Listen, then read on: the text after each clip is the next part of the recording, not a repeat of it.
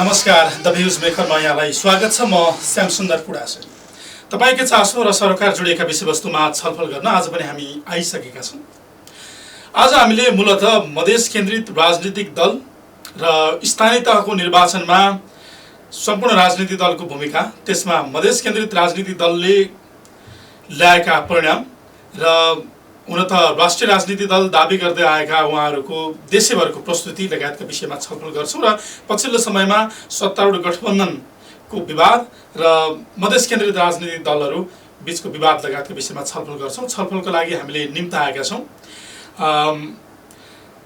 लोकतान्त्रिक समाजवादी पार्टी लोसपाका केन्द्रीय कार्यकारिणी सदस्यका आज हामीले छलफलमा निम्ति आएका छौँ लोकसभाका केन्द्रीय कार्यकारिणी सदस्य केशव झा। उहाँसँग हामी यिनै विषयमा वस्तुमा रहेर कुराकानी गर्छौँ। स्वागत छ यहाँलाई कार्यक्रममा। हजुर धन्यवाद। आराम हुनुहुन्छ? ठिकै छु। राजनीतिक मैदानलाई फराकिलो बनाउनु पर्ने हो र यहाँहरूले अझै फराकिलो बनाइरहनु भएको छ आफ्नो दायरालाई।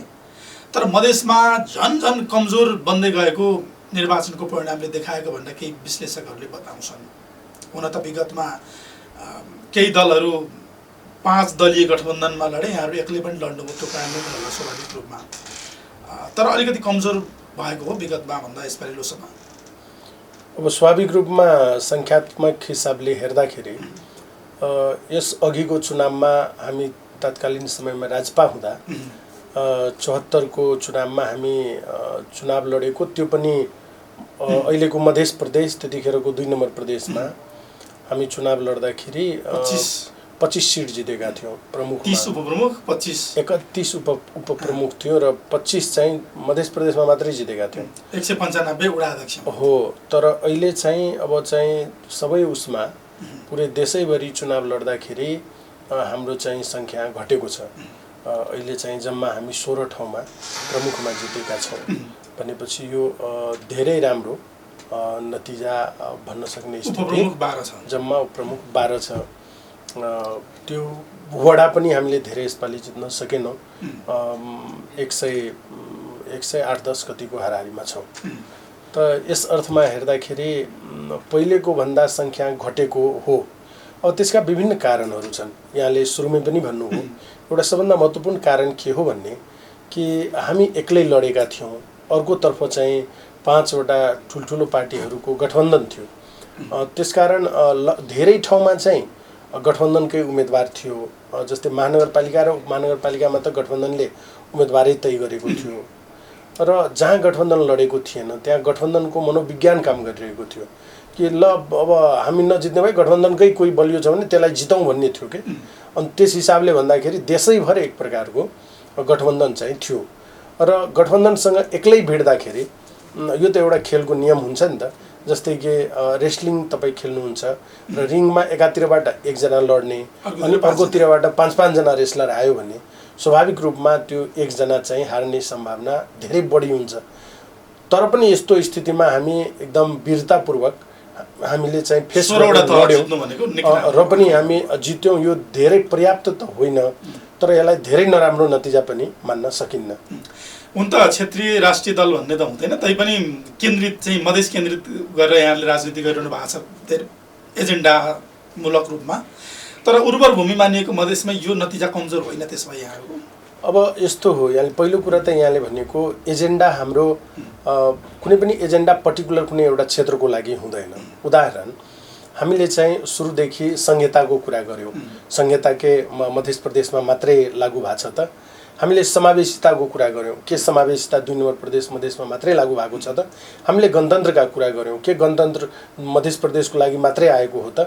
पिछडिएको पछि पारेको क्षेत्र मधेस भयो र मधेसका के एजेन्डा बढी पिछडिएको सवालमा पनि हामीले अहिले हेर्दाखेरि हामीले समग्र देशको कुरा गरिरहँदाखेरि देशको विभिन्न ठाउँहरूको पनि अवस्था उस्तै छ। अब यहाँ खास गरेर भन्ने हो भने केही शासन सत्तामा पनि केही खास सीमित वर्ग मात्रै पुग्न सकेको छ। त्यसलाई कुनै जातको आधारमा पनि हेर्नु हुँदैन। हामीले यदि त्यसलाई खस आरेको हिसाबले मात्रै भनिदियो भने पनि त्यो पनि अलिक अतिशयोक्ति होला, त्यो अन्यायपूर्ण होला। त्यसकारण त्यहाँ पनि के छ भने सीमित एउटा वर्ग छ जसले पुरै सिङ्गो मुलुक चलाइरहेको छ र उसले जो शासक वर्ग हो उसले बाँकी सबैलाई चाहिँ दोहनै गरिरहेको अवस्था छ, दमनै गरिरहेको अवस्था छ, अरूको भाग अरूको अधिकार खाइरहेकै अवस्था छ। त्यस सन्दर्भमा भन्नुपर्दाखेरि हामीले उठाएका माग मुद्दाहरू जे पनि छ त्यो समग्र राष्ट्रकै लागि हो। र अहिले पछिल्लो समय संविधानले पनि के क्राइटेरिया तोकेको छ भने 3% मत जसले ल्याउँछ त्यो सबैलाई राष्ट्रिय पार्टीको मान्यता दिएको छ।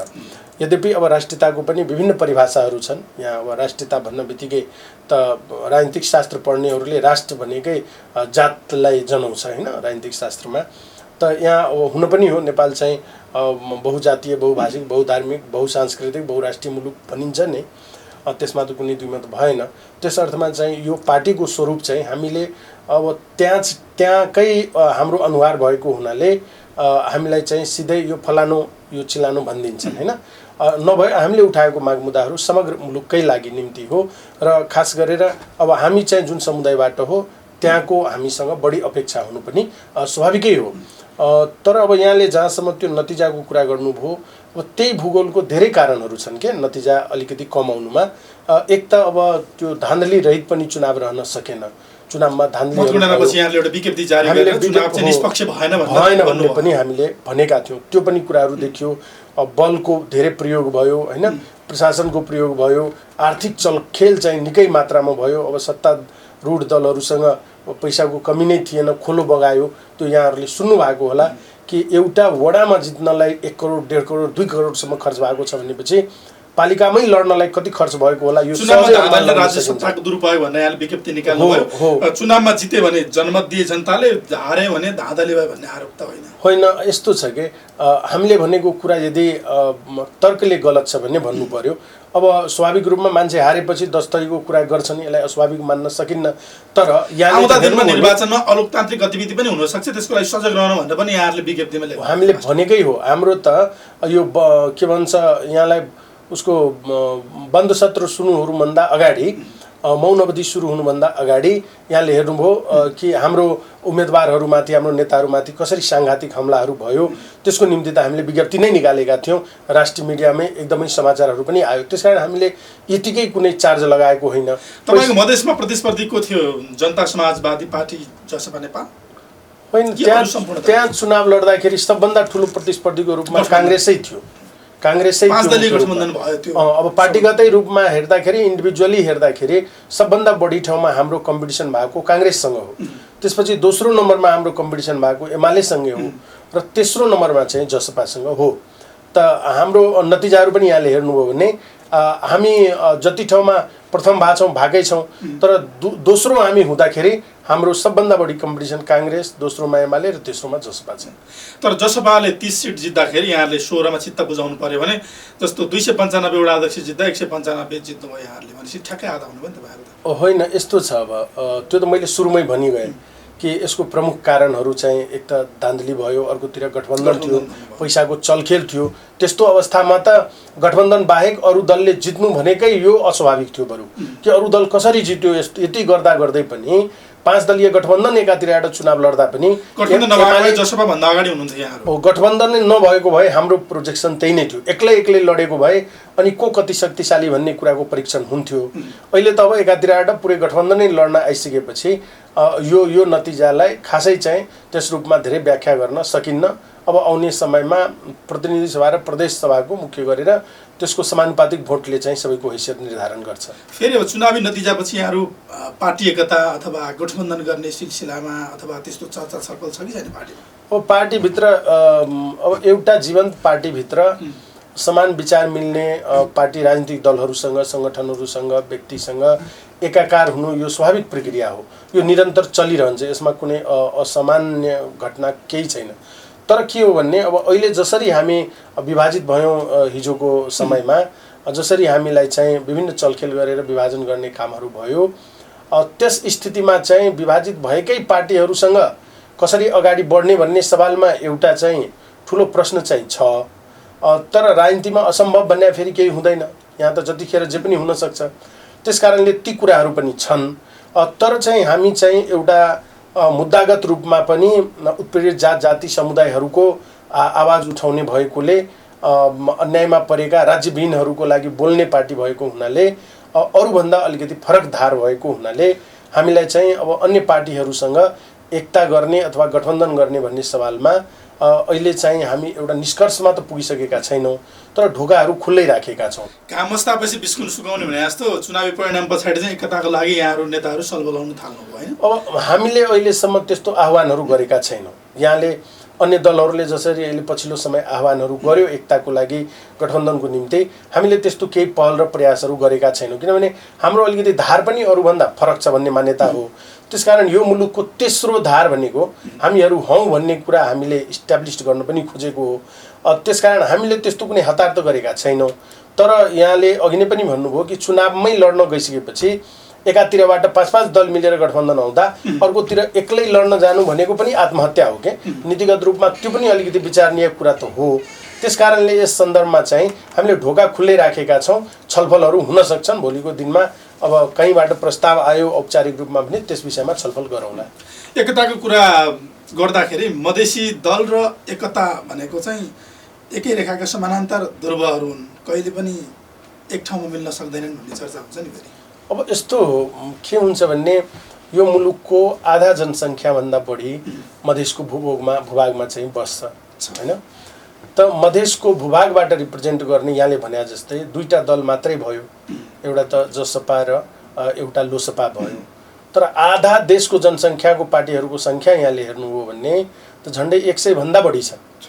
त जनसाङ्ख्यिक हिसाबमा त्यो भूगोलबाट प्रतिनिधित्व गरेको दलहरूमा एकै खालको विचार हुनुपर्छ, सबै एकै दलमा हुनुपर्छ भन्ने भावना पनि अलिकति ठिक होइन कि, त्यो विश्लेषण पनि अलिकति ठिक होइन कि भन्ने हामीलाई लाग्छ के? किनभने हरेक ठाउँमा हरेक खालको मान्छे हुन्छ। अब मधेसको भूभागमा सबै एउटै पार्टीमा लाग्ने मान्छे, यो पनि अतिवादी विचार नै भयो। त्यहाँ अरू पार्टीको मान्छे हुनै सक्दैनन् भन्ने कुरा पनि भएन। अब यहाँले भने जस्तो हामीले चाहिँ त्यहाँको सबै जनताको भावना यदि प्रतिनिधित्व गर्न सकिरहेका छैनौँ भन्ने त्यो हाम्रो दोष हो, हाम्रो कमजोरी हो। हामीले आफूलाई करेक्सन गर्नुपर्छ, हामीले आफूलाई ठिक ठाउँमा उभ्याउन सक्नुपर्छ। भनेको मतलब मिल्यो भने फेरि फुटिहाल्ने भन्न खोजेको। अब फुट्ने कुराको त विभिन्न कारणहरू छ के? अब फुट्ने फुट्ने अब त्यो वर्षसँग मतलबै भएन। मुख्य कुरा के हो भने मैले यसलाई कसरी लिएको छु भने कि अहिले यो उत्पीडित जाति समुदायहरूको लागि लड्ने पार्टीहरू, खास गरेर हामी जस्ता पार्टीहरू जुन राजनीति गरिरहेका छौँ नि, हामी अहिले भर्खर शिशु अवस्थामा छौँ। शिशु अवस्थामा भनेको कस्तो, उभिएर अलिकति दौड्न खोज्ने लडिहाल्छ कि, अलिकति दौड्न खोज्ने लडिहाल्छ। त यो प्रक्रिया धेरै दिनसम्म रहँदैन। अब त्यो सिकाइ पनि हो नि त। हामीले यो विभिन्न प्रकारको प्रयोगहरू गर्दै जाँदाखेरि हामी सिकि पनि त रहेका छौँ नि। सेम टाइममा हामी आंशिक रूपमा असफल पनि भइरहेका छौँ भने आंशिक रूपमा हामी सिकि पनि रहेका छौँ। यहाँले अघि पनि राम्रो कुरा गर्नुभएको थियो। जस्तो मधेसमा हामी केही पार्टीहरू मात्रै छौँ, तर सिङ्गो देशको आधी जनसङ्ख्या प्रतिनिधित्व गर्ने पार्टीमा केही थोरै पार्टी छौँ र देशैभरमा धेरै पार्टी छ भन्नुभयो। र अघि नै पनि एउटा कुरा के गर्नुभएको थियो, मधेसी जनजाति आदिवासीहरूको जनसङ्ख्या हेर्ने हो भने करिब आधा छ, खस आर्यको हेर्ने हो भने आधा छ। र अहिले शासन सत्तामा को छन् भन्दा अधिकांश 95% खस आर्य छन्। मधेसी जनजाति दलित आदि जनसङ्ख्याको प्रतिनिधित्व किन कम? अब यस्तो हो, यहाँले भने जस्तो नै त होइन। डाटा त के हो भने कि जस्तै मधेसीको 31% जनसङ्ख्या हो भने आदिवासी जनजातिको 37-38% छ र खस आर्यको जम्मा त्यही 26-27% मात्रै छ। यही नै विभेद हो। यसैलाई हामीले के भन्ने गरेका छौँ भने यही नै आन्तरिक उपनिवेशवाद हो, जसको जति जनसङ्ख्या छ त्यो हिसाबमा उपस्थिति भएन राज्यमा र राज्यको हरेक निकायमा उसको हामीले अहिले जुन समानुपातिक समावेशिताको कुरा उठाएका छौँ त्यो भनेको के हो भने सबैलाई समान अवसर दिनुपर्छ, जसको जति भाग हो उति मात्रै खानुपर्छ, अरूले खाइदिने हो भने त्यो त अन्याय भयो। त्यो चाहिँ समानता भएन, त्यो समताको कुरा भएन। त्यसकारण यहाँले भने जस्तो कुरा त्यो एकदम सही हो। अब त्यो चाहिँ आफ्नोभन्दा पनि बढी भाग खाएको हुनाले यहाँ चाहिँ विवाद सिर्जना भएको हो। एउटै परिवारमा हुन्छ नि, एउटै बाआमाका 3 जना मानव सन्तान छ र एउटाले चाहिँ अरूको पनि बाँकी दुईटाको पनि भाग चाहिँ खान थाल्यो भने घर फुट्छ नि त, चुलो अलग हुन्छ नि त। होइन यो भएन, हामी माथि जेठोले अथवा माइलो कान्छोले अन्याय गर्यो, यो भएन, हामी चाहिँ सबै छुट्यौँ, आफ्नो आफ्नो अंश लिएर छुट्यौँ भन्दाखेरि त्यसो भनिरहँदाखेरि अथवा आफ्नो त्यो छुट्टिने स्थिति किन सिर्जना भयो त कि उसले बराबर त्यहाँ अंश पाएन, बराबर उसले भोग चलन गर्न पाएको भए त्यो छुट्टिने स्थिति आउँथेन क्या होइन। तर छुट्टिनै हालेपछि के हुन्छ भने 3वटा चुलो लाग्दा पनि त्यो समृद्धै हुन्छ। त्यो परिवार छुट्टिने भनेको 3 जना दाजुभाइ छुट्टै छुट्टै चुल्हा लाउनु भनेको त्यही नै संहिताको मोडालिटी हो क्या। त्यसरी जाँदाखेरि फेरि तिनै पक्ष चाहिँ सशक्त भएर आउँछ, 3वटै समृद्ध भएर आउँछ नि त। त्यो संहिताको मोडालिटीमा गयो। तर चाहिँ यदि सँगै भएको भए सँगै बस्ने हो भने त सबैको अस्तित्वलाई स्वीकार गर्नुपर्छ, सबैको जसको जे हक अधिकार छ उनीहरूलाई त्यति चाहिँ हक अधिकार दिनुपर्छ भन्ने मान्यता नै हो। अहिले सबभन्दा मुख्य चुरो कुरो समाजवादी समावेशी भन्ने मधेसी दलहरूको पनि ठुलो आन्दोलन आयो। अब अहिले हिजो मात्रै सरकार पुनर्गठनको बेलामा यहाँहरूकै पहिलाको पार्टी जसपा यहाँहरू जुन फुटेर आउनुभयो उहाँले मन्त्री परिषद हेरफेर गर्नुभयो, त्यहाँ एकजना महिला थियो उहाँहरूको पार्टीको, त्यो पनि हटाइदिनु भयो उहाँले। अब यो जसपाको कुरा यहाँले ल्याइहाल्नुभयो होइन। अब जसपाको स्थिति बडा विचित्रको छ। जसपा एउटा यस्तो पार्टी अहिले हुन गयो कि कुरा चाहिँ उत्पीडित जात जाति समुदायहरूको उठाउने, तर चाहिँ त्यो कुरा चाहिँ उनीहरूको पीडा चाहिँ समाधान गर्नलाई होइन कि एजेन्डा बोक्ने र राज्यसँग बार्गेनिङ गरेर सधैँ सत्ता प्राप्ति मात्रै गर्ने उद्देश्यतर्फ गयो। पछिल्लो समयमा यहाँले हेर्नुहोस् न कि हामी यो 74 सालमा गठबन्धन चाहिँ समाजवादी पार्टी र लोसपाले गरेर चुनावमा गयो सङ्घीय समाजवादीले। तर जब त्यो गठबन्धन यता आयो त माथि चाहिँ तल चाहिँ सँगै सरकार पनि बनायो प्रदेशमा, माथि चट्टै छोडेर हामीलाई सत्तामा जानुभयो। जबकि हामीलाई पनि अफर थियो, हाम्रो पनि समर्थन थियो सरकारलाई बाहिरबाट। हामीले भने अहिले हामी सरकारमा नजाउँ, पहिला माग मुद्दा पुरा गरौँ अनि जाउँला र दबाब कम हुन्छ भनेको। अब गइहाल्नुभयो, दबाब कम भयो त उहाँको कारणले गर्दा जुन माग मुद्दाहरू जुन रूपमा उठ्नुपर्ने हो त्यो उठ्न सकिरहेको हुँदैन। त सधैँ भजाउने एउटा त त्यो प्रवृत्ति देखियो उहाँमा। खास गरेर पार्टी अध्यक्ष चाहिँ एकदमै बढी चाहिँ सत्ता लोलुप जस्तो देखिनुभयो एउटा पक्ष चाहिँ। अर्को उहाँको सबभन्दा ठुलो कमजोरी के छ भने कि बाहिर चाहिँ राज्य सत्तालाई भन्ने बेलामा चाहिँ समावेशीको कुरा गर्ने होइन, प्रतिनिधित्वको कुरा गर्ने, तर आफ्नो पार्टीमा जब उहाँलाई जे कामको आफ्नो हातमा छ त्यो काम गर्दाखेरि फेरि उहाँले मिलाउनुहुन्न। यसअघि पनि जतिखेर सरकारमा जानुभयो केपी ओलीजीको सरकारमा उहाँहरू 4 जना जानुभएको थियो, सबै पुरुष मात्रै जानुभयो। अहिले बडा मुस्किलले 4 जना पठाउँदा 1 जना महिला पठाउनु भयो, त्यो पनि यस्तो महिला कि राजनीतिमा लामो समयदेखि सङ्घर्ष गरेको। रेणु यादव कुनै अपरिचित नाम पनि होइन, त्यो पार्टीभित्र चाहिँ एउटा राजनीतिक संस्कार भएको, जनसङ्गठन भएको, त्यही त राम्रो काम गरिरहेको व्यक्ति। यदि त्यहाँ मेरो पोइन्ट के हो भने कि यदि त्यहाँ के भन्छ 1 जनालाई राख्ने नै कुरा भयो भने, जस्तै कि 4 जनामा 3 जना मात्रै चेन्ज भयो नि त, 1 जना मात्रै राख्नुभयो नि, राख्नै पर्ने यदि बाध्यात्मक स्थिति थियो भने रेणु यादवजीलाई राख्नु पर्थ्यो। उहाँको हक पनि लाग्थ्यो, अधिकार पनि थियो र उहाँ सक्षम पनि हुनुहुन्थ्यो, उहाँले काम पनि राम्रो गरिराख्नु भएको थियो, महिलाको उपस्थिति थियो। तर उहाँले सेटै एक त चेन्ज गर्नु भएन कि त गरेको भए सेटै चेन्ज गर्नु पर्थ्यो हो, र सेटै चेन्ज गर्दा पनि उहाँले हो। एक्ज्याक्टली मेरो पोइन्ट त्यही हो कि यदि उहाँले जाँदाखेरि जब के को अब 1 जनाको कुरा 4 जना पठायो भने 2 जना महिला पठाउनु पर्थ्यो। 50% जनसङ्ख्या 50% भन्दा बढी जनसङ्ख्या महिलाको छ। हामी चाहिँ यो पनि पुरुषहरू अन्याय गरिरहेका छौँ 1/3 को कुरा गरेर। संविधानमा पनि 1/3 को मात्रै प्रतिनिधित्वको सुनिश्चितता गरिएको छ, त्यो पनि अन्याय हो के, त्यो पनि गलत छ।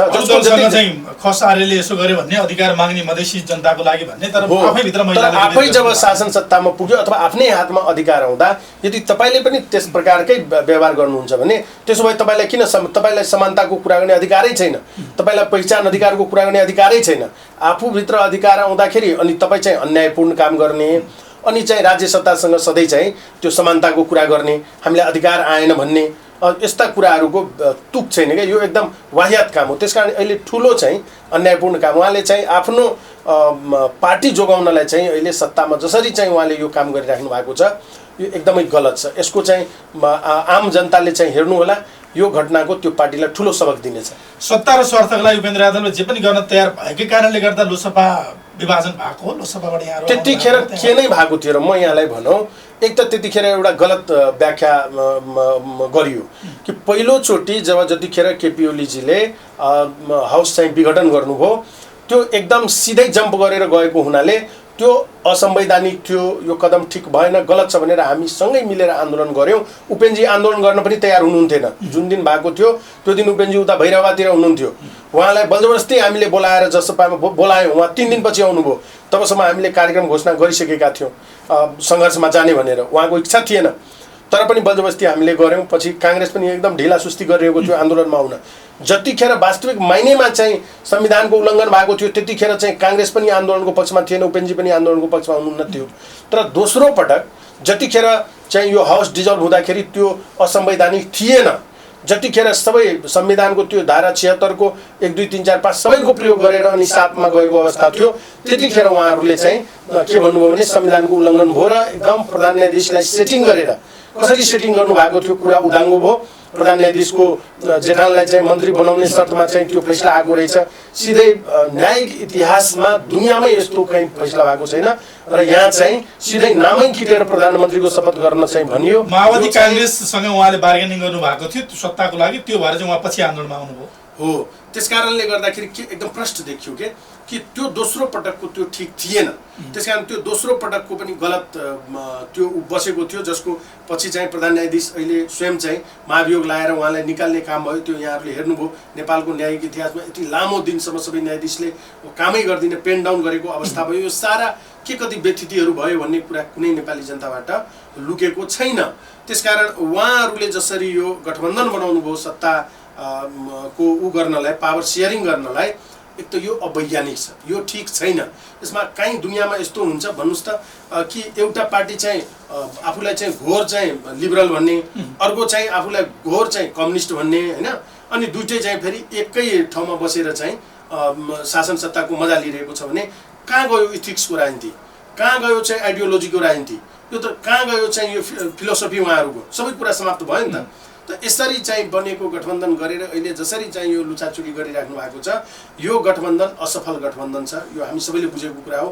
यो यो यो 1 वर्ष हुन पाएको छैन। हेर्नुहोस् त मगी कसरी बढेर गएको छ, कसरी कालो बजारी बढेको छ। हेर्नुहोस् त आम नागरिक के यहाँ चाहिँ बाँच्न पाउने स्थितिमा छ। त्यो कुरामा अहिले म पछि आउँछु जनजीविकाको सवालमा। यहाँले भन्नुभयो उपेन्द्र यादव सत्ता र स्वार्थको लागि, शक्तिको लागि जे पनि गर्न तयार हुन्छन् भन्दै गर्दाखेरि यहाँहरू पनि दोस्रो संविधान सभा विघटनलाई वैधानिक भन्दै सरकारमा त जानुभयो फेरि होइन। हामी कस्तो अवस्थामा गएको यहाँले याद गर्नुहोस् है।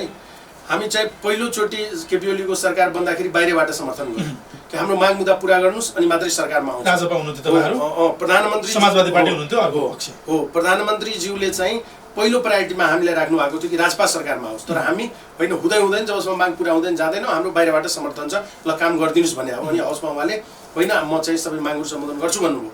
तर 1 वर्षसम्म उहाँले एउटा सिन्को भाँच्नु भएन, हामी त्यो सरकारमा गएनौँ, त्यही केपी ओलीजीको सरकारमा। तर दोस्रो पटक के भयो भने जसपा भित्रै सल्लाह भयो कि हाम्रो माग मुद्दाको निम्ति एकचोटि सरकारलाई दबाब दिउँ न त।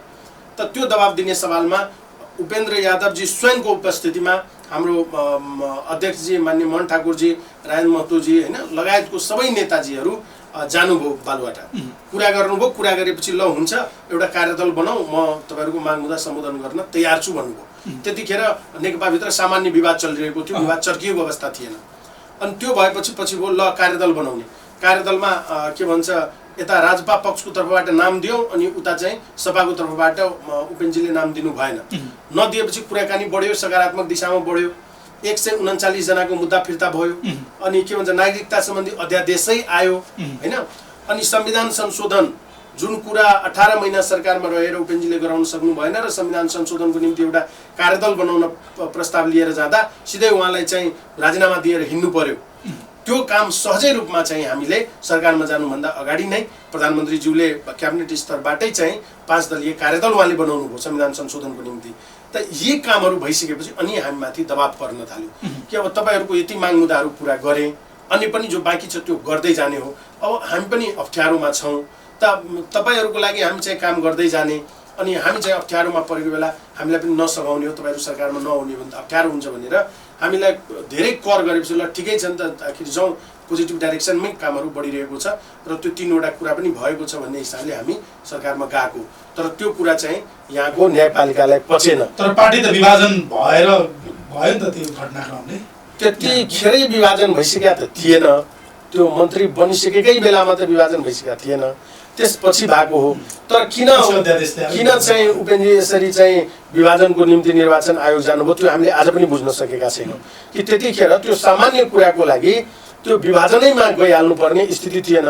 उहाँले चाहिँ सरकारमा जानु अपराध थियो भने उहाँ त 18 महिना सरकारमा बसेर आउनु भएको थियो र सरकारमा बस्नु अपराध भएको भए उहाँ अहिले पनि सरकारमा हुनुहुन्छ।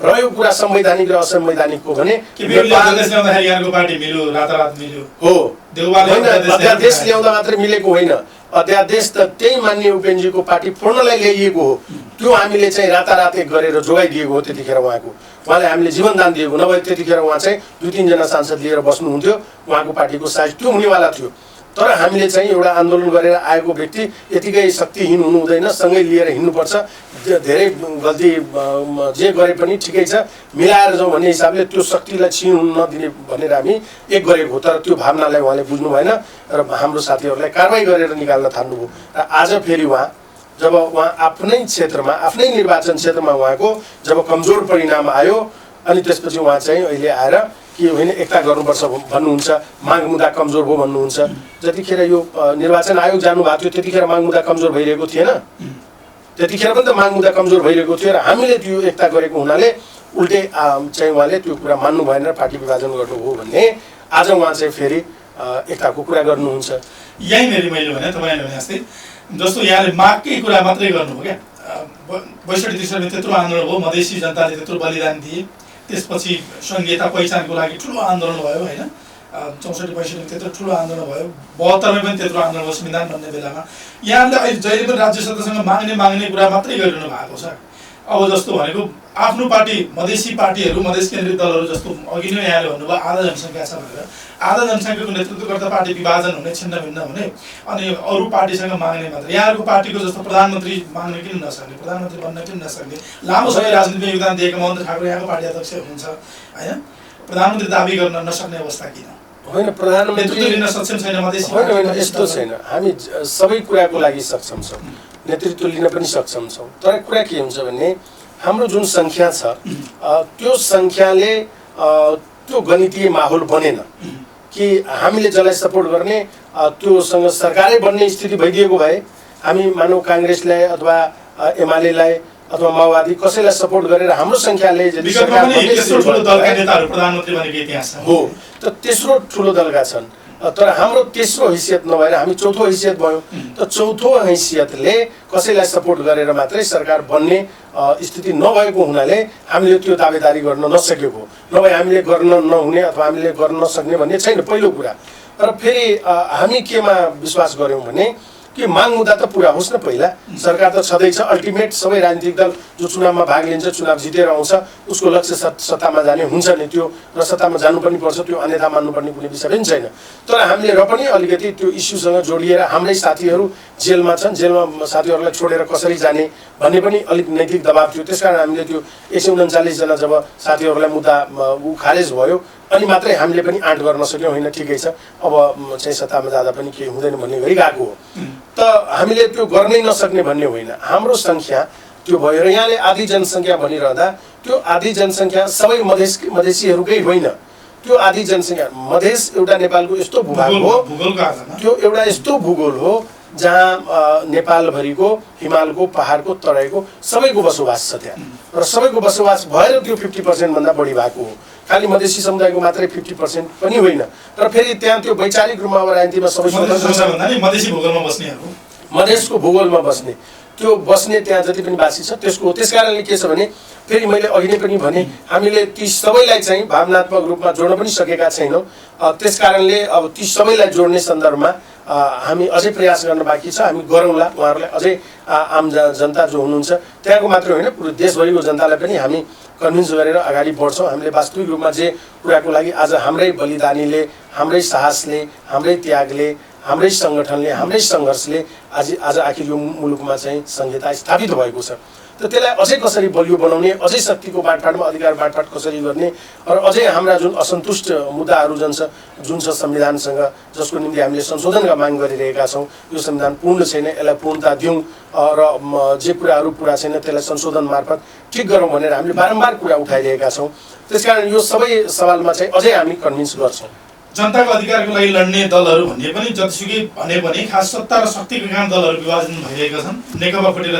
2 टुक्रा भयो एमाले फुटेर अर्को 2 टुक्रा भयो यता होइन जस्तो यहाँहरूको पार्टी पनि फुटेर 2 टुक्रा भएको थियो फेरि अर्को उपेन्द्र यादवको पार्टी फुटेर अर्को टुक्रा हुँदैछ यहाँहरूले चाहिँ पार्टी एकता गर्ने तयारी छ कि छैन जस्तो जसपा फुट्यो भने कुन पक्षसँग एकता हुन्छ अथवा कसरी अगाडि बढाउनुहुन्छ सोचाइ छ? होइन त्यस्तै अब यही पक्ष उपक्षसँग त हामीले केही भनिसकेका छैनौँ, तर मैले अघि नै एउटा कुरा के भनेको थियो भने एउटा राजनीतिक पार्टी समान विचारधारा भएका पार्टीहरूसँग मिल्नु एउटा सामान्य प्रक्रिया हो र फेरि पार्टी विभाजन हुनु पनि सामान्य प्रक्रिया हो। कुरा मिल्दैन, पार्टी छुटिएर जान्छ, त्यसमा जसको विचार भनेको स्थिर हुँदैन, विचार परिवर्तित भइरहन्छ, होइन मात्रै सत्ता शक्ति हुँदैन। र हाम्रो फेरि बानी के हो भने नि हामीले यो सत्ता र शक्ति र पार्टी टुटफुट सबैलाई चाहिँ अलग अलग गरेर हेर्छौँ कि सत्तामा गयो त्यसकारण पार्टी फुट्यो र त्यसकारण भयो भन्ने हुँदैन। यो सबै एउटै प्याकेजमा हेर्नुपर्छ। सत्ता र शक्तिको लडाइँ अधिकारको लागि घाइते अपाङ्गको लागि त कसैले पनि आवाज होइन, किन उठाउँदैन? उठाउँछन् नि। अहिले नै यहाँले हेर्नुहुन्छ भने हाम्रै त्यहाँ चाहिँ मधेस सरकार छ, हेर्नुहोस् त, अहिले भर्खरै पनि घाइते र अपाङ्गहरूको लागि चाहिँ मासिक रूपमा तिनीहरूको व्यवस्था गर्नलाई नियम बनाएको छ, सबैलाई चाहिँ भरण पोषणको व्यवस्था गरेको छ। नगर्ने हुँदैन नि। यहीँनिर उपेन्द्र यादव सचेर आउनुभयो, आत्मालोचना विगतको कमजोरीको आत्मालोचना गर्नुभयो भने एकता गर्नुहुन्छ। फेरि अब यस्तो हुन्छ, राजनीतिमा हेर्नुहोस् असम्भव केही हुँदैन। तर ठ्याक्कै यहाँले भने जस्तै उपेन्द्र यादवजीकै सवालमा चाहिँ एक त उहाँको कुनै औपचारिक प्रस्तावहरू हामी कहाँ आएको छैन। त्यसरी मिडियामै चोकचौरामा पान दोकानहरूमा उहाँले बोल्दै हिँड्नु भएको छ। त अब यसको चाहिँ त्यो प्रक्रिया पनि होइन। सबै जस्तै एकताको पनि एउटा विधि प्रक्रिया हुन्छ नि त, संवादकै त विधि प्रक्रिया हुन्छ नि त। त्यसरी चाहिँ कुनै कुराकानीहरू औपचारिक रूपमा आएको छैन र अनौपचारिक रूपमा हाम्रो साथीभाइहरूसँग पनि कुनै कुरा भएको छैन। त्यस कारणले जुटेर जानु फाइदा हुन्छ। अब यस्तो हुन्छ, भएन दुवै दललाई फुट्दाखेरि। अब यसमा एउटा विज्ञान छ, हेर्नुहोस् कि कसलाई जुट्ने भन्ने कसलाई फुट्ने भन्ने के। जस्तै कि तपाईँलाई सुन र चाँदीलाई ल एउटै मिक्स गरिदिनुहोस् मैले भने तपाईँले सक्नुहुन्न। सुनलाई एक ठाउँमा राखेर त्यसलाई पग्लाएर एउटै कुरा बनाउन सकिन्छ, चाँदीलाई छुट्टै एक ठाउँमा राखेर गर्न सकिन्छ। अब यो सुन चाँदी फलान तावा सबैलाई मिक्स गरेर तपाईँ गर्ने हो भने त्यो के न के बन्छ, सबैको गुण चाहिँ त्यो त्यसमा के न के भएर आउँछ क्या, त्यो मिक्स हुन सक्दैन। सङ्घीय समाजवादी पार्टी गठबन्धन हुँदा पनि पार्टी एकता हुँदैन, पार्टी थिएन गठबन्धन जसमा थियो। अब त्यो गठबन्धन जस्तै रह्यो। हामीले त यता राजपाको तर्फबाट पार्टी एकता भएपछि 1 वर्षसम्म समायोजनका एकदम यति बढी प्रयास गऱ्यौँ, एकदम लाग्यौँ हामी कि जसरी पनि यसलाई समायोजन टुङ्ग्यौँ। तर उपेन्द्रजी चाहिँ समायोजन हुनै दिनु भएन। हामीले जति बल गर्दा पनि उहाँले गर्न दिनु भएन र पार्टीभित्र छुट्टै चाहिँ उहाँ चाहिँ पुरानो के भन्छ समाजवादीको ब्यानरमा कार्यक्रमहरू गरेर हिँड्न थाल्नुभयो। त्यसले गर्दा हो त्यहाँ चाहिँ समस्या सिर्जना भएको हो। त त्यहाँ चाहिँ फुटे पनि उहाँको पार्टी छुट्टै गठबन्धन जस्तो छ, किनकि एउटा बाबुराम भट्टराईको एउटा अशोक राईको एउटा गठबन्धन अहिले पनि उहाँहरूको भित्र चाहिँ गठबन्धनकै शैलीमा छ। त्यसकारण अब उहाँहरूको फुटि नै हाल्ने हो भन्ने, त्यसपछि अब कोसँग मिल्ने कसरी जाने भन्ने सवालमा त्यो अर्को पक्ष को हुन्छ, को नेतृत्व गरेर आउँछ भन्ने सवालमा हामी विचार विमर्श गरौँला। तर तत्कालै चाहिँ उपेन्द्रजीसँग पार्टी एकतै गरेर जान सक्ने स्थिति चाहिँ एकदम कम देखिन्छ। तर बाबुराम भट्टराईसँग अलिकति नजिकको मुद्दा मिल्छ कि यहाँहरूको?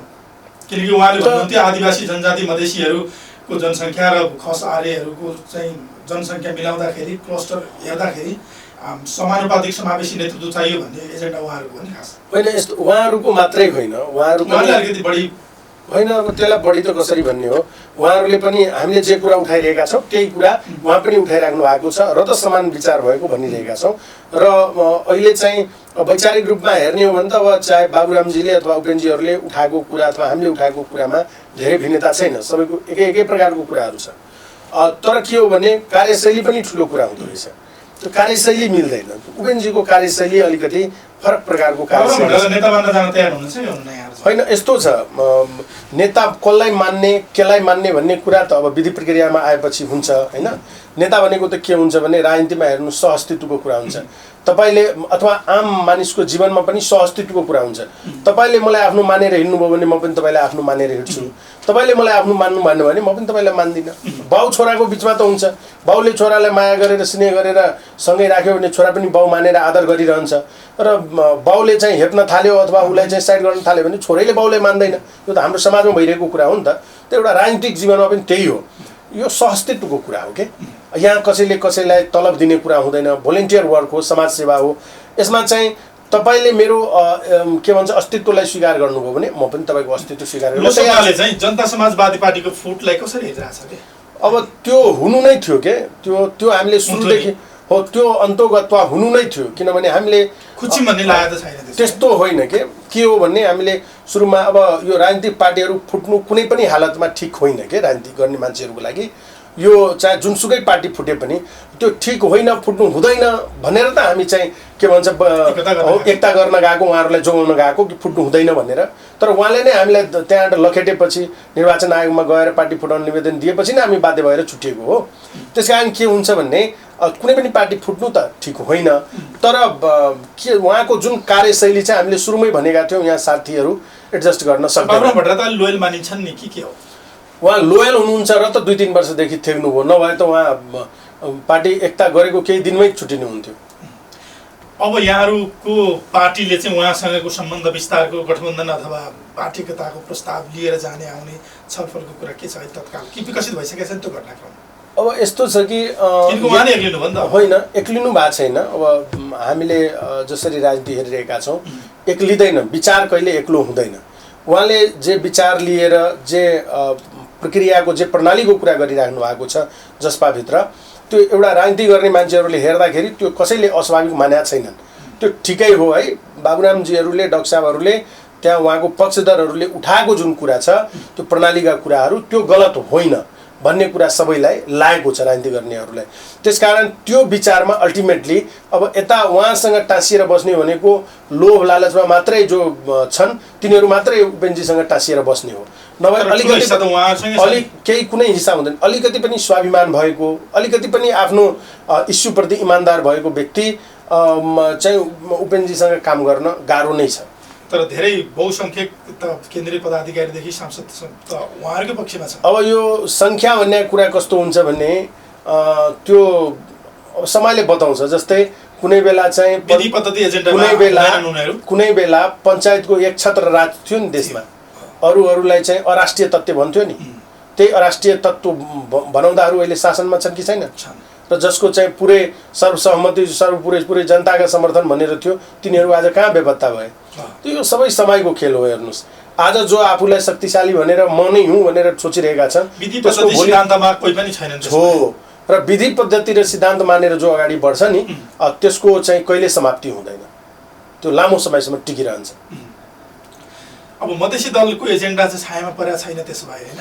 यसलाई चाहिँ कसरी छायामा भन्ने जस्तै कि यो एउटा उपेन्द्र यादव त कुनै पनि माग पुरा नभइकन अहिले सत्तामा हुनुहुन्छ नि त मैले सुरुमै उहाँको बारेमा त भनि नै हालेँ नि। त उहाँ त सत्ताको लागि जे पनि गर्न सक्नुहुन्छ तर हाम्रो कुनै पनि माग मुद्दाहरू पुरा भएको छैन। बाहिरपछि फेरि कराउनुहुन्छ अधिकार पाएन। हामी जतिखेर हामी सरकारमा गयौँ नि उहाँले आफ्नो फेसबुक वालबाट एउटा ठुलो चार्ट चाहिँ सार्वजनिक गर्नुभयो कि यो माग मुद्दा पुरा भयो, यो माग मुद्दा पुरा भयो, यो माग मुद्दा पुरा भयो भनेर 25-30 वटा पोइन्टै लेखेर सार्वजनिक गर्नु। उहाँ 18 महिना रहँदाखेरि उहाँलाई त्यो याद आएन र अहिले उहाँ 1 वर्षदेखि यो सरकार टिकिरहेको छ गठबन्धनको, उहाँलाई त्यो कुनै मुद्दा याद छैन। उहाँ संसदमा हुनुहुन्छ, उहाँ चाहिँ अब 5 दलीय गठबन्धनको राम्रो हिस्सा हुनुहुन्छ तर सबै कुरा बन्न सकेको छैन। संविधान बनेको उहाँलाई त्यो पनि चासो छैन। संविधानले नागरिक मानेका मान्छेले नागरिकता पाउन सकेका छैनन् हो। धेरै मान्छेले अहिले चाहिँ ती कुराहरू कुनै चासोको विषय होइन, मतलबको विषय होइन। उहाँलाई खालि भोटसँग मान्छेलाई बेकुफ बनाइराख्नलाई मात्रै मतलब छ र अहिले उहाँहरू हामीले केही नभएपछि जब अहिले हामीले त्यो ज्ञापन पत्रमा त्यो कुरा लेखेर जब प्रधानमन्त्रीलाई ज्ञापन पत्र दिएर दबाब दियौँ अनि उहाँ पनि भित्रबाट होइन नागरिकता गर्न थाल्नुभयो। त उहाँलाई के छ भने उहाँलाई याद रहँदैन यी कुराहरू। त उहाँको कुरा त त्यही नै हो। तर हामी छौँ नि, हामीले ती माग मुद्दाहरू जो पुरा भएका छैनन् त्यसलाई दबाब दिनलाई घचघच्याउनलाई हामीले बाहिरबाट दबाब दिइरहेका छौँ। र अहिले भर्खरै पनि अस्ति मात्रै पनि हामीले प्रधानमन्त्रीज्यूलाई ज्ञापन पत्र दिएका छौँ हाम्रो माग मुद्दा सम्बोधन गराउन। र सँगसँगै अब त्यति मात्रैले पुगेन, प्रधानमन्त्रीज्यूले हाम्रो माग मुद्दा पुरा गर्नु भएन भनेर फेरि यो 27 गते चाहिँ हामी पुरै देशभरिको सबै जिल्लाबाट चाहिँ सिडिओ कार्यालय मार्फत चाहिँ तलबाट पनि दबाब सिर्जना गर्नलाई हामीले त्यो कार्यक्रम राखेका छौँ। यो अधिकारको लागि अधिकारको लडाइँमा 165 भन्दा बढीले ज्यान गुमाए। 35 जनाको त कुनै हिसाब नाम निशाना केही पनि छैन, त्यो तथ्याङ्क नै छैन। करिब 100 जना शरीरमा गोली बोकेर हिँडिरहेका छन्। उनीहरूप्रति अपमान भएन? यो यस्तो किसिमको राजनीतिले एकदम अपमान हो। यो त कस्तो भयो भन्ने नि, किनकि त्यही घटनाक्रम र तिनैको बलिदानले सत्तामा पुगेका। म त्यही भन्दैछु, तिनैको होइन, यो त लोकतन्त्रको यस्तो उपहास हो। हेर्नुहोस् कि एउटा आन्दोलनमा आफ्नो माग मुद्दा पुरा गराउनलाई 200 को हाराहारीमा नेपाली नागरिकले बलिदानी दिन्छ र त्यो आन्दोलनको त्यो सङ्घर्षको त्यो बलिदानको कुनै कदर हुँदैन र त्यो स्वरूप चाहिँ कुनै पनि माग मुद्दा पुरा हुँदैन भने यो त समग्र मुलुकमै आफूलाई लोकतान्त्रिक भन्नेहरूको लागि यो त ठुलो कलङ्क हो। हेर्नुहोस्, यो कलङ्क त जुनीभरि यिनीहरूले धुन सक्दैनन्। र त्यही जनआन्दोलन 2 मा चाहिँ हामीले चाहिँ 25 जनाले बलिदानी दिँदा चाहिँ पुरै सिस्टमै फालिने, एउटा गणतन्त्र के भन्छ राजतन्त्र फालेर गणतन्त्र आउने।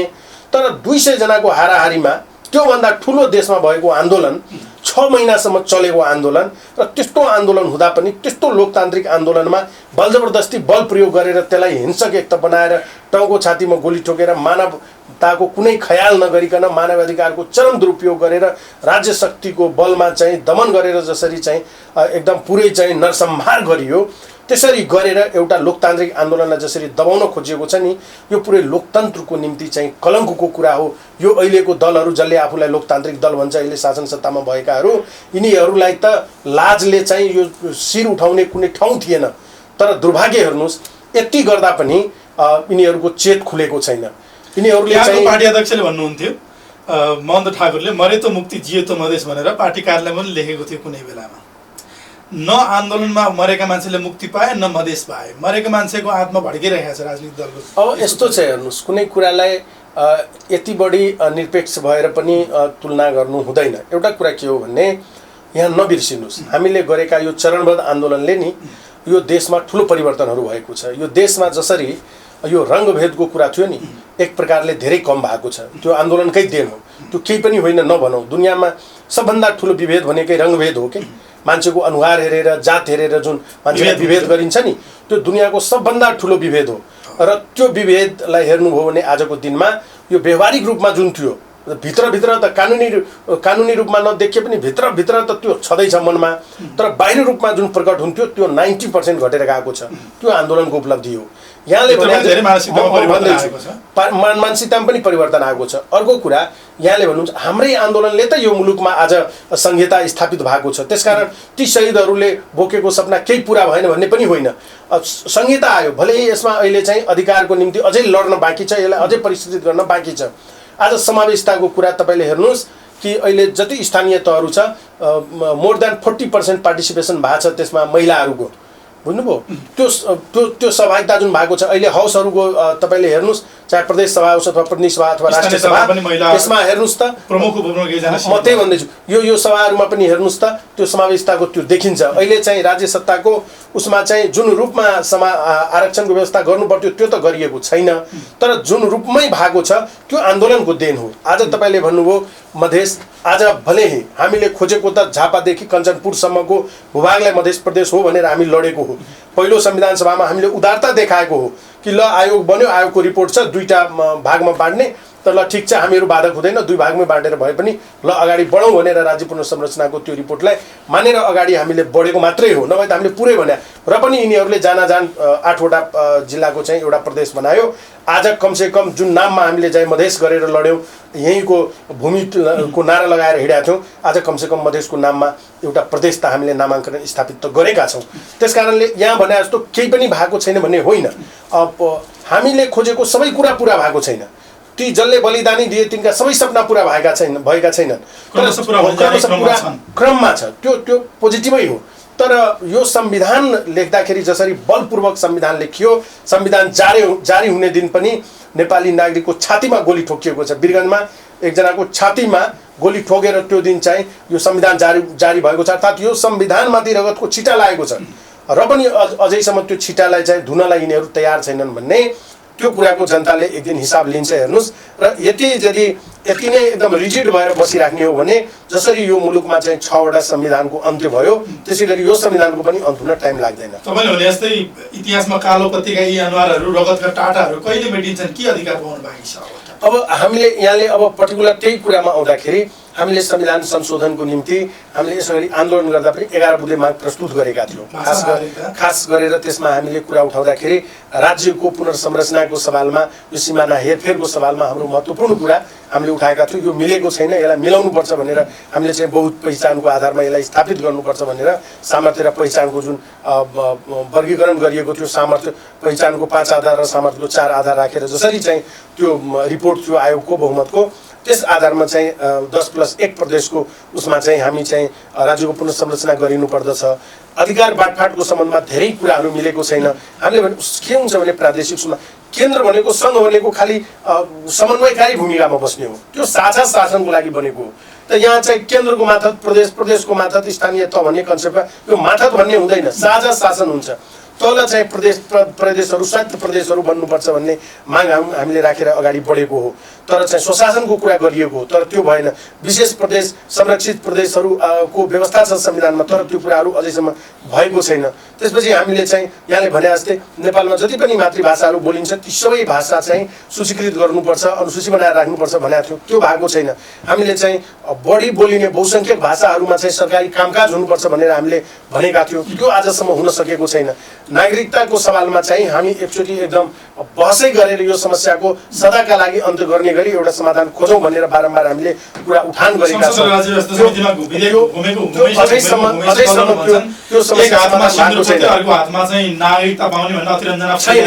अब लोकतन्त्रको सबभन्दा सुन्दर पक्ष भनेको यो आर्थिक निर्वाचन भन्छौँ 5-5 वर्षमा। यो निर्वाचन के को गरेको हो त? जनताले भोट खसाउने हो नि, कुनै रुखले कुनै भूमिले आएर माटोले आएर भोट हाल्ने त होइन।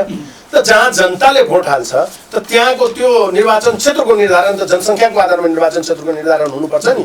तर यहाँ चाहिँ कहीँ 5,000मा चाहिँ एउटा एमपी जितेर आउने र कहीँ चाहिँ 1 लाखको जनसङ्ख्यामा आउने हो भन्ने जितेर, यो त ठुलो विभेद हो नि त। त्यसकारण निर्वाचन क्षेत्रको निर्धारण पनि समान जनसङ्ख्याको हुनुपर्छ भनेर हामीले बारम्बार कुरा उठाएका हौँ।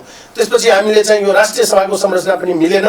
के भन्छ, जुन प्रदेशमा 53-54 लाख जनसङ्ख्या छ त्यहाँबाट पनि 8 जना मात्रै हुने, जहाँ 17 लाख 18 लाख जनसङ्ख्या छ त्यहाँबाट पनि 8 जना मात्रै हुने, यस्तो यो असमान यो विभेदकारी नीति मान्न सकिन्न भनेर हामीले चाहिँ त्यो कुरालाई पनि हामीले गरेको हो। त्यो मिलेन कुरा भनेका छौँ। प्रस्तावनामा चाहिँ के भन्छ, यो मधेस जनविद्रोहदेखि मधेस आन्दोलनको कुरा उल्लेख भएन। यो मुलुकमा परिवर्तनको निम्ति सबभन्दा बढी जहाँको बलिदानी छ त्यहाँको आन्दोलनको सम्म उल्लेख भएन। संविधानमै चाहिँ के भन्छ, जहाँ बढी जो मार्जिनलाइज ग्रुप, जो राज्यबाट टाढा पारिएका छन्, उपेक्षित छन्, तिनको परिभाषा गर्नु जरुरी थियो। त खस आर्यको जो कि राज्य सत्तामा अलरेडी यहाँ शासन सत्तामा छन् तिनीहरूको परिभाषा गर्न आवश्यक ठानियो, तर चाहिँ तल चाहिँ गरिएन। अनि त्यो भनेको त्यो विभेद हो, त्यसरी गर्न पाइँदैन भनेर हामीले धेरै यो न्याय प्रणाली जो कि अहिले भर्खरै पनि हेर्नुभयो कसरी भ्रष्टाचारीको कुराहरू अहिले बाहिर आएको छ, कसरी सेटिङमा यहाँको फैसलाहरू हुने गरेको छ। एक त त्यतिखेरै यो सरकारको विषयमा संवैधानिक अदालतले गरेको निर्णय नै विवादित थियो। त्यसपछि यो पछिल्लो समय यो अदालतको न्यायाधीशहरूको जसरी चाहिँ यो नाम मुछेर भिडियो रेकर्डिङ, अडियो रेकर्डिङहरू बाहिर सार्वजनिक भइरहेको छ, यसले हाम्रो न्यायालय कुन अवस्थामा छ, जुन देशको न्यायालय नै यसरी चाहिँ करप्टेड भएर अगाडि बढेको छ र त्यसलाई ढाकछोप गर्नलाई यो समिति उसमिति गरेर त्यसलाई सामसुम पार्न खोज्दैछ, त्यो देशको भविष्य के राम्रो मान्न सकिन्छ? र आर्थिक स्थितिमा हेर्नुहोस् आज मुलुक कहाँ पुगिसकेको छ कि गभर्नरले बारम्बार भनिसक्यो हामी श्रीलङ्काको बाटोमा छौँ। किन अब भन्नुहोस् यो अवस्था कसरी आयो त? यो अवस्था किन आयो? यही सरकारको अथवा यस अगाडिको सरकारहरू जसले चाहिँ एउटा राम्रो सिस्टम बसाउन सकेन भनेपछि अहिलेको कुनै पनि सिस्टम चलेन। यो सबै सिस्टमहरू फेल भइसक्यो, फेल खाइसक्यो। त्यसकारण नयाँ सिराबाट, नयाँ तरिकाबाट आफ्नै उत्पादन बढाउने गरी यदि अगाडि बढ्न सकिएन, स्वरोजगारहरू सिर्जना गर्न सकिएन, निर्यातको वस्तुहरू बढाउन सकिएन भने धान्न सकिन्न। मुलुक चाहिँ यसरी टाट पल्टेर कसैले लिजमा लिने स्थितिसम्म यिनीहरू पुर्याउनेवाला छ। त्यसको प्रमुख दोषी भनेको यही काङ्ग्रेस, कम्युनिस्ट, यही माओवादीहरू हुन् जो बारम्बार सत्तामा गएर आज यो के भन्छ 2040 सालको जनआन्दोलनपछि जो यिनीहरू बारम्बार सत्तामा गएका छन् यिनीहरू नै अपराधी हुन्। यिनीहरू सबैलाई जनताले त्यहाँ चाहिँ श्रीलङ्कामा जसरी लखेटी यिनीहरूसँग हिसाब किताब ल्याएको छ त्यसरी अहिलेदेखि यिनीहरूलाई लखेटी हिसाब किताब लिनुपर्छ र एउटा नयाँ सिराबाट एउटा वैचारिक बहस गरेर चाहिँ अगाडि बढ्नुपर्छ भन्ने हाम्रो धारणा हो के। हुन्छ, समय र संवादको लागि यहाँलाई धन्यवाद। हस्, यहाँलाई पनि धन्यवाद। त भ्युज मेकरको आजको श्रृङ्खलामा हामी कुरा गर्दैथ्यौँ लोकतान्त्रिक समाजवादी पार्टी लोसपाका कार्यकारिणी सदस्य केशव झा। भोलि नयाँ विषयवस्तुको साथमा अर्का अतिथिसँग कुराकानी लिएर आउनेछौँ। तबसम्मको लागि हामी सबै बिदा हुन्छौँ। नमस्कार।